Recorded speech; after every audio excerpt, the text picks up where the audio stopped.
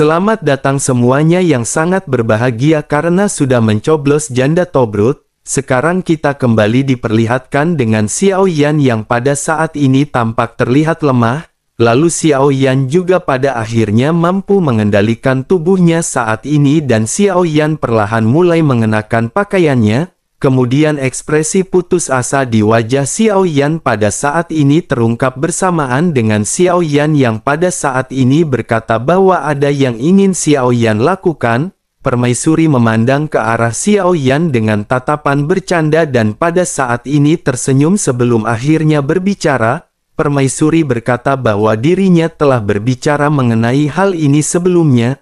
Apapun yang diminta oleh suaminya dirinya pasti akan memuaskannya. Mendengar hal tersebut Xiao Yan pada saat ini melambaikan tangannya sebelum akhirnya Xiao Yan menundukkan kepalanya dan bergumam dengan suara rendah. Xiao Yan berkata bahwa bisakah Yuaner untuk merahasiakan permasalahan ini demi Xiao Yan? Permaisuri pada saat ini menepuk bahu Xiao Yan dan sosoknya bertanya apa yang Xiao Yan takutkan. Dirinya tahu pasti Xiao Yan memiliki banyak istri dan selir di dunia sensi, tetapi sensi adalah sensi dan dunia sejati Suanin tetaplah dunia sejati Suan Yin.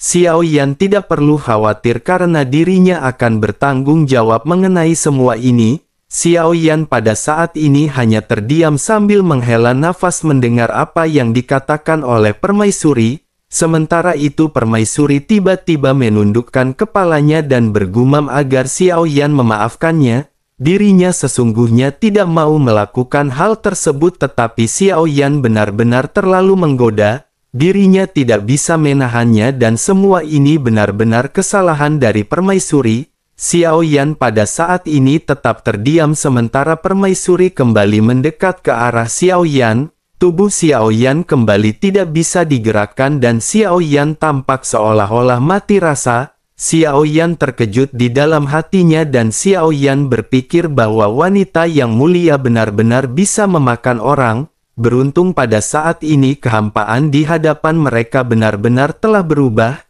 Ada distorsi warna-warni muncul yang tampak seperti pusaran air danau yang tenang. Kecepatan dari kelinci Bing Yun juga pada saat ini melambat sementara Xiao Yan pada saat ini melihat banyak sosok yang muncul. Xiao Yan pada saat ini terkejut dan bertanya mengapa tempat ini begitu ramai. Permaisuri pada saat ini tersenyum tipis dan menjelaskan bahwa tentu saja permaisurilah yang menyebarkan berita tentang Raja Iblis Tianhe. Xiao Yan segera menatap ke arah permaisuri dengan penuh kebingungan. Ini adalah rahasianya sendiri, mengapa berita ini harus disebarkan untuk menarik semua orang? Sementara itu permaisuri pada saat ini kembali berkata kepada Xiao Yan, apakah Xiao Yan ingat yang dikatakan permaisuri sebelumnya? Selain itu di hutan belantara keabadian ini tidak hanya adanya binatang penjaga yang merupakan ancaman besar. Xiao Yan pun mengerutkan kening dan bertanya dengan sedikit bingung apakah ada yang lebih kuat dari binatang penjaga di hutan belantara keabadian ini. Sang ratu pun sedikit tersenyum sebelum akhirnya menjelaskan bahwa selain binatang penjaga di hutan belantara keabadian yang benar-benar menakutkan adalah aturan misterius yang terkandung di dalamnya. Xiao Yan mengerutkan kening dengan apa yang dikatakan oleh permaisuri sementara permaisuri kembali menjelaskan kepada Xiao Yan. Permaisuri berkata bahwa hutan belantara keabadian adalah ruang unik yang terbentuk setelah kematian banyak makhluk keabadian. Ini bukanlah sebuah ruang melainkan perpaduan dari keinginan atau kehendak orang-orang kuat keabadian. Meskipun mereka tidak langsung dilenyapkan jika mereka memasuki tempat ini. Namun begitu mereka menyentuh dan melanggar aturannya maka mereka akan mati, terkecuali seseorang memiliki kekuatan absolut maka barulah dirinya bisa melangkah pergi.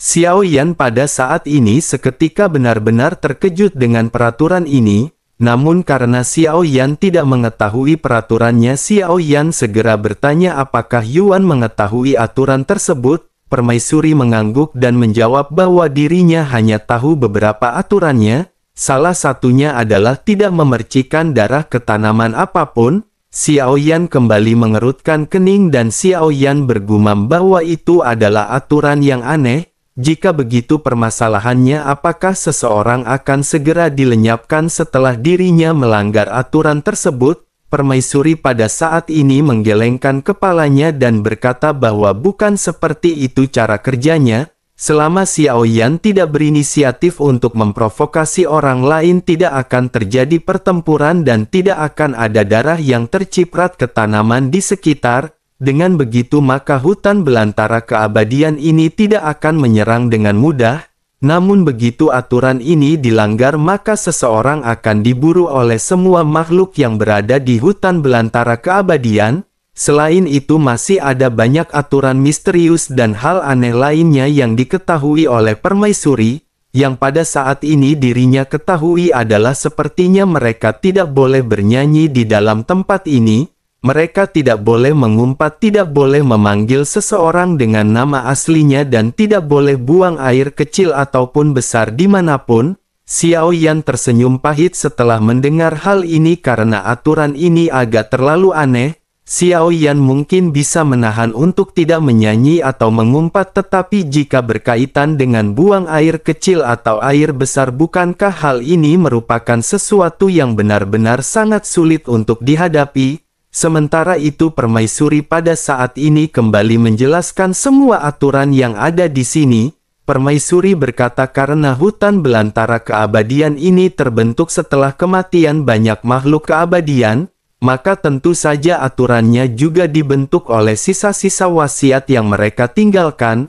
Aturan yang baru saja disebutkan oleh permaisuri hanyalah sebagian dari aturan yang tidak lengkap. Masih ada banyak aturan lain dan ini merupakan daftar yang bisa Xiao Yan lihat. Permaisuri lanjut menyerahkan slip batu giok kepada Xiao Yan yang berisi segala macam aturan aneh. Xiao Yan pun menatap ke arah banyak aturan ini dan Xiao Yan pada saat ini tidak bisa berkata-kata. Sementara itu permaisuri kembali menjelaskan bahwa seiring dengan berjalannya waktu tidak sedikit makhluk keabadian yang dilenyapkan oleh aturan. Makhluk keabadian yang telah dilenyapkan ini menghasilkan keinginan baru. Dengan begitu maka akan juga terbentuk aturan baru di tempat tersebut. Tujuan permaisuri menyebarkan berita mengenai Raja Iblis Tian adalah untuk membiarkan orang-orang ini melesat. Dengan cara inilah mereka akan bisa mempelajari aturan baru yang perlu mereka ketahui.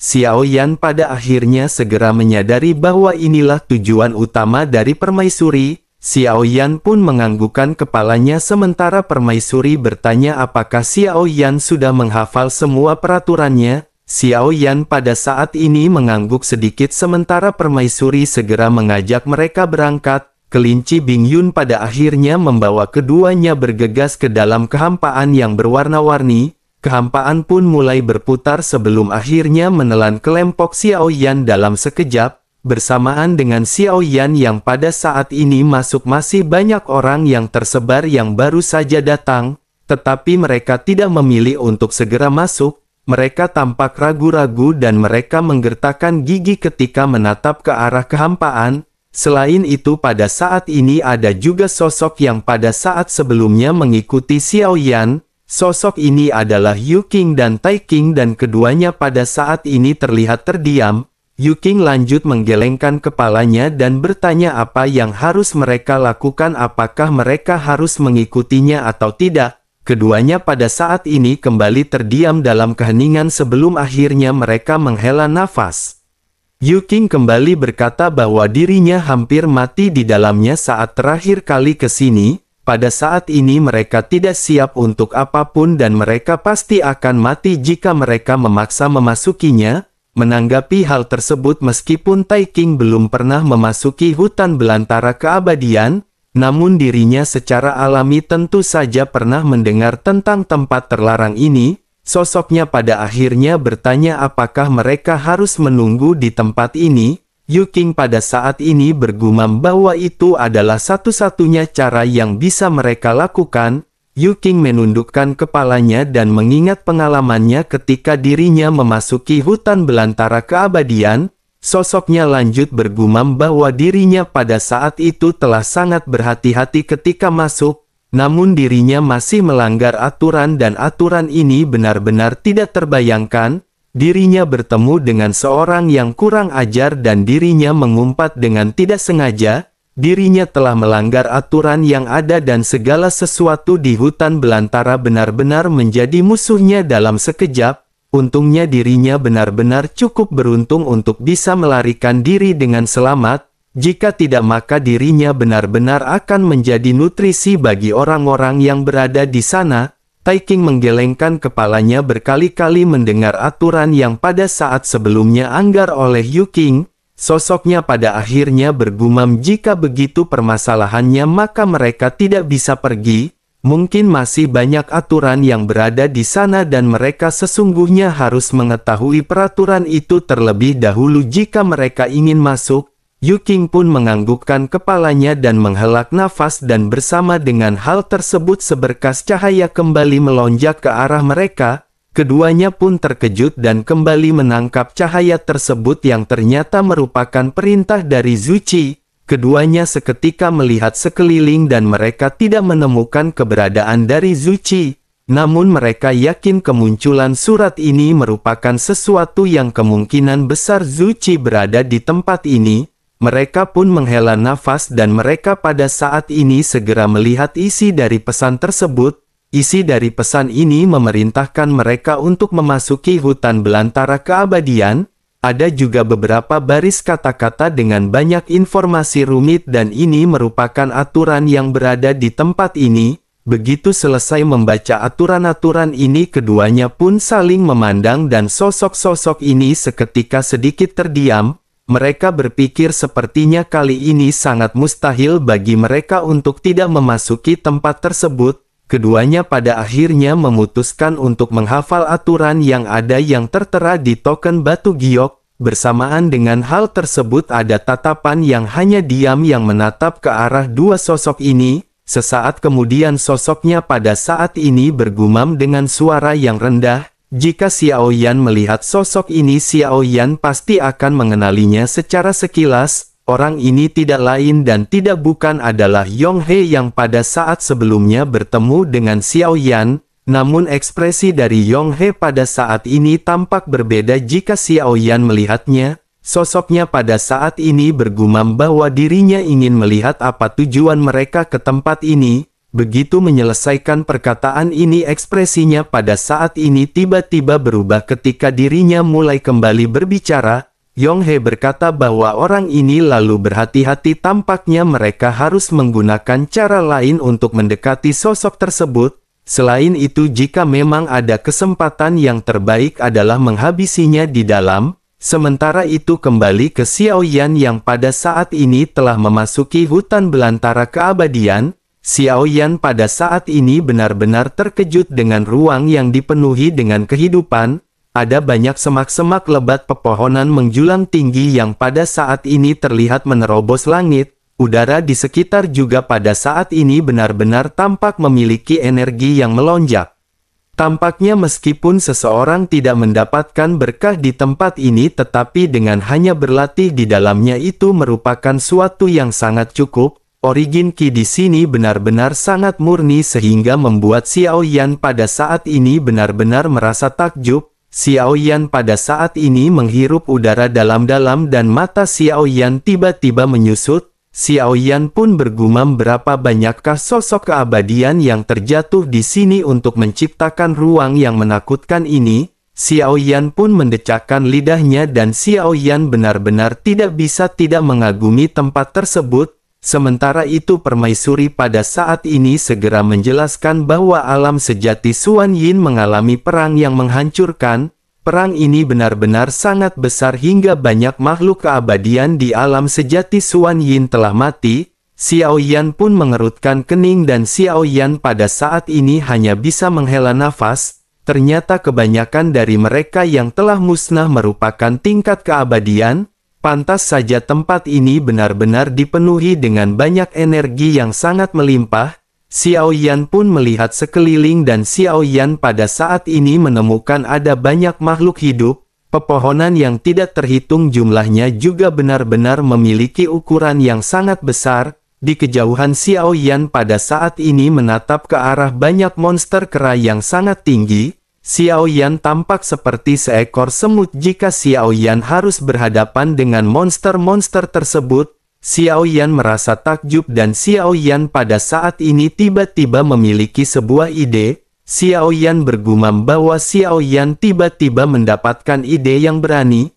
Jika Xiao Yan dapat membawa tempat dengan sumber daya yang begitu megah ini kembali ke dunia sensi, maka mereka akan menciptakan lebih banyak orang kuat tingkat keabadian di dunia sensi. Permaisuri pada saat ini tersenyum dan bergumam bahwa Xiao Yan benar-benar berani memikirkan hal tersebut. Permaisuri ingin melihat bagaimanakah Xiao Yan bisa melakukannya. Xiao Yan pada saat ini tersenyum pahit karena secara alami Xiao Yan pada saat ini memang hanya sedang mengawang-ngawang. Xiao Yan pada akhirnya mau tidak mau segera bergumam bahwa jika itu adalah makhluk hidup mungkin akan ada jalan bagi Xiao Yan untuk melakukannya, tetapi Xiao Yan tidak memiliki kemampuan luar biasa untuk memindahkan ruang. Permaisuri pada saat ini kembali tersenyum dan berkata kepada Xiao Yan bahwa mungkinkah Xiao Yan pada saat ini berpikir bahwa tempat ini merupakan benar-benar tempat. Sesungguhnya tempat ini dapat dikatakan hanyalah sebagai makhluk hidup. Ini hanyalah makhluk hidup yang sangat besar dan jika begitu permasalahannya bukankah Xiao Yan bisa melakukannya? Mendengar hal tersebut Xiao Yan pada saat ini menggelengkan kepalanya dan Xiao Yan benar-benar sangat terkejut. Apa yang dikatakan oleh permaisuri ini benar-benar langsung menumbangkan pemahaman Xiao Yan tentang makhluk hidup. Xiao Yan tanpa sadar bertanya bagaimana mungkin ada makhluk hidup yang sebesar ini. Permaisuri pada saat ini terlihat sedikit serius dan berkata bahwa jika Xiao Yan memiliki cukup kesempatan maka Xiao Yan mungkin akan bisa berbicara dengannya. Xiao Yan pada saat ini sedikit terdiam menatap ke arah permaisuri yang tampak tidak bercanda. Xiao Yan lanjut merenung dan Xiao Yan kembali melihat ke sekeliling. Xiao Yan menyadari ada banyaknya binatang buas dan Xiao Yan bisa melihat bahwa tempat ini juga benar-benar sangatlah luas. Sesaat kemudian pada akhirnya Xiao Yan menekan pemikirannya dan Xiao Yan memutuskan untuk memanfaatkan keadaan. Xiao Yan duduk bersila dan pada saat ini Xiao Yan mulai menyerap origin ki murni di hutan belantara keabadian. Sekarang sumber energi di lautan bintang Xiao Yan telah mengandung 400 juta origin ki yang agung. Untuk menerobos dogat bintang 9 dibutuhkan setidaknya 600 juta. Masih ada 200 juta yang tersisa dan Xiao Yan benar-benar harus memanfaatkan hal tersebut. Tetapi dengan ratusan juta bintang di tubuhnya setidaknya Xiao Yan membutuhkan ratusan tahun untuk mengembunkannya. Xiao Yan terus-menerus menyerap energi yang terkandung di tempat tersebut dengan gila-gilaan. Kecepatan ini benar-benar sudah sangat menakutkan. Namun Xiao Yan tidak puas karena peningkatan seperti ini bukanlah solusi jangka panjang. Xiao Yan tahu bahwa peningkatan pesat seperti itu hanya bersifat sementara. Setelah berhasil memadatkan hingga puluhan juta bintang origin ki, kecepatan kultivasi Xiao Yan juga akan melambat. Xiao Yan membutuhkan harta karun dan penciptaan yang lebih kuat dan pertempuran akan lebih diperlukan selama pelatihan. Namun ketika memikirkan hal ini Xiao Yan pada saat ini sedikit terdiam. Meskipun ada banyak binatang buas yang tidak terhitung jumlahnya tetapi karena adanya banyak aturan di sini Xiao Yan pada akhirnya tidak bisa menantang binatang buas sama sekali. Aturan ini tertera di dalam batu giok dan Xiao Yan pada saat ini bergumam sungguh sangat disayangkan Xiao Yan tidak bisa menghabisi makhluk hidup di tempat ini.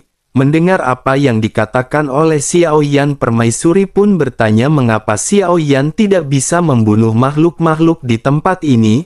Xiao Yan pun memandang ke arah permaisuri dengan sedikit curiga sebelum akhirnya mulai kembali berbicara. Xiao Yan berkata, bukankah ada peraturan di slip batu giok yang diberikan oleh Yuaner yang menyatakan bahwa seseorang tidak boleh membunuh binatang buas? Permaisuri tersenyum dan menganggukkan kepalanya dan berkata bahwa itu memang benar, tetapi permaisuri memiliki hubungan yang baik dengan makhluk yang merupakan tempat ini. Oleh karena itu tidak akan bermasalah jika suaminya bersikeras untuk menghabisi ratusan di antara mereka. Xiao Yan pada saat ini tertegun dan berpikir bahwa setelah waktu yang lama dan setelah Xiao Yan menghafal banyak aturan, tampaknya peraturan ini sama sekali tidak berlaku bagi permaisuri. Xiao Yan pada akhirnya dipenuhi dengan kebingungan dan segera kembali bertanya kepada permaisuri.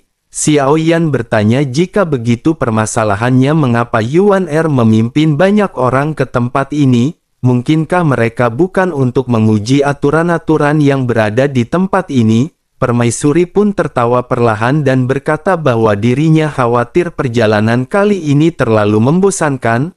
Oleh karena itu dirinya ingin membuat tempat ini lebih hidup. Itu merupakan alasan kedua mengapa permaisuri pada saat ini mengirim banyak orang. Xiao Yan pada saat ini menggelengkan kepalanya mendengar apa yang dikatakan oleh permaisuri. Jika orang-orang ini tidak serakah, tampaknya mereka juga tidak akan masuk ke tempat ini. Karena keserakahan inilah mereka pada akhirnya memutuskan untuk masuk mencari berkah ke tempat ini. Dengan begitu mereka juga tentu saja sudah siap untuk kehilangan nyawa kapan saja. Bersamaan dengan Xiao Yan yang pada saat ini berbincang-bincang, tiba-tiba terdengar sebuah suara gemuruh di kejauhan. Banyak sosok pada saat ini tampak terlihat berkelahi dengan puluhan binatang nyamuk. Binatang nyamuk ini setinggi puluhan meter dan mengepung beberapa sosok yang kuat. Xiao Yan mengerutkan kening dan Xiao Yan bisa mengetahui bahwa yang terkuat di antara mereka merupakan langkah pertama keabadian. Di bawah serangan banyak monster nyamuk raksasa pada saat ini mereka semua benar-benar langsung dihabisi. Dalam beberapa tarikan nafas mereka semua benar-benar langsung dihancurkan. Tubuh mereka pada saat ini dikoyak dan semakin banyak binatang yang pada saat ini menghancurkan tubuh mereka. Bahkan darah yang terciprat di daun juga pada saat ini tampak terlihat diserap. Sepertinya semua makhluk hidup di tempat ini benar-benar menyerap apapun yang berasal dari sumber energi. Hal ini benar-benar sesuatu yang sangat ditakutkan bagi Xiao Yan. Sementara itu permaisuri pada saat ini bertanya kepada Xiao Yan apakah Xiao Yan telah melihatnya. Hal ini benar-benar sangat menakutkan, tetapi suaminya jangan khawatir. Dirinya memiliki selir di sampingnya dan dirinya akan memblokir aturan ini untuk Xiao Yan. Xiao Yan pada saat ini hanya bisa tersenyum dan mengucapkan terima kasih kepada permaisuri. Bersamaan dengan hal tersebut pada saat ini monster-monster yang baru saja menyerap mayat-mayat sosok yang baru saja mereka kalahkan segera menoleh ke arah Xiao Yan.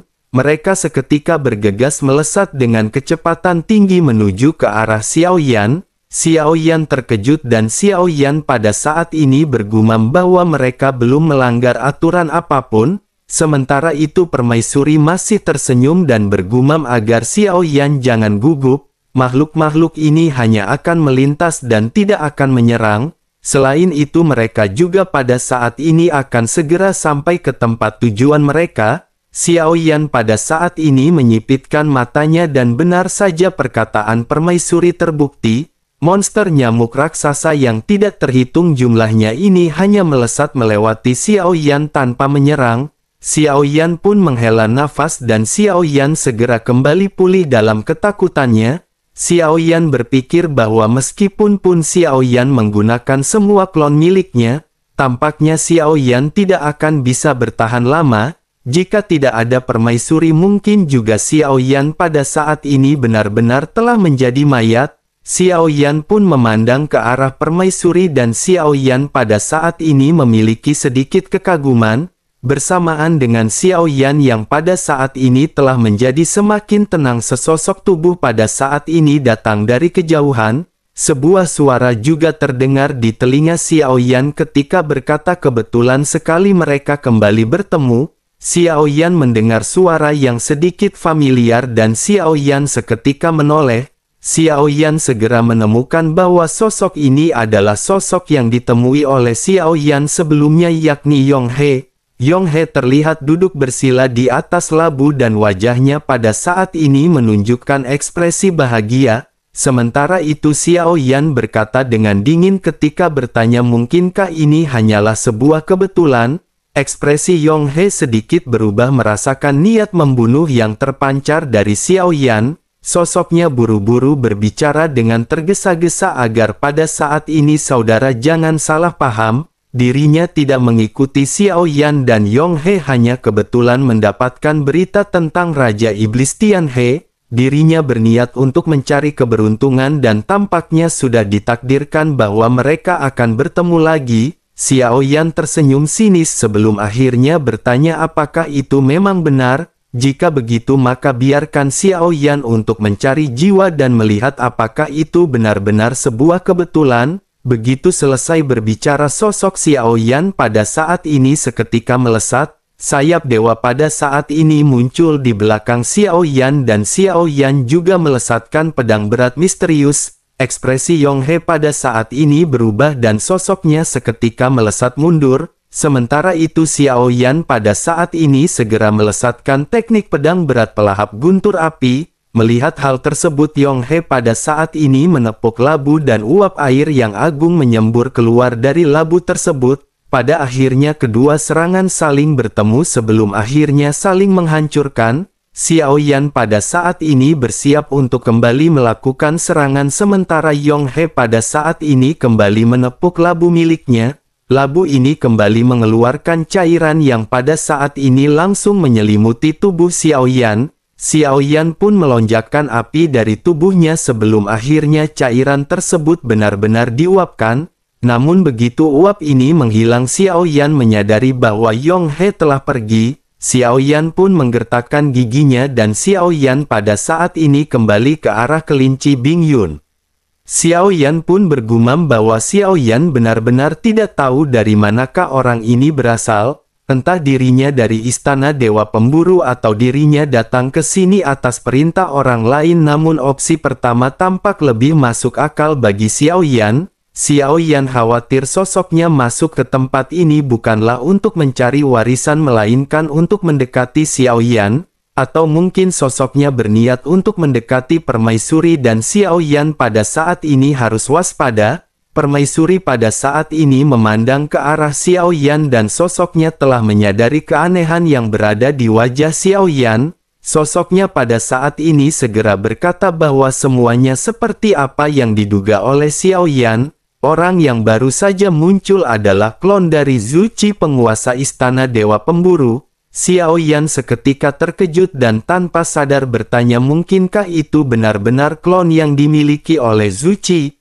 Pantas saja Xiao Yan merasa adanya sesuatu yang aneh dari aura orang tersebut. Tetapi Xiao Yan tidak pernah menyangka bahwa itu adalah klon milik Zhu Qi. Sementara itu permaisuri pada saat ini tersenyum dan kembali menjelaskan kepada Xiao Yan. Sosoknya lanjut berkata bahwa dirinya memiliki lebih dari sekedar klon ini dan ada satu hal yang sama dengan Xiao Yan. Kekuatan tubuh aslinya tidak bisa lagi ditingkatkan sementara kekuatan klonnya lebih kuat daripada tubuh aslinya. Selain itu tampaknya hanya ada sedikit orang yang tahu bahwa dirinya memiliki sebuah klon. Xiao Yan pada saat ini kembali dikejutkan dengan apa yang dikatakan oleh permaisuri.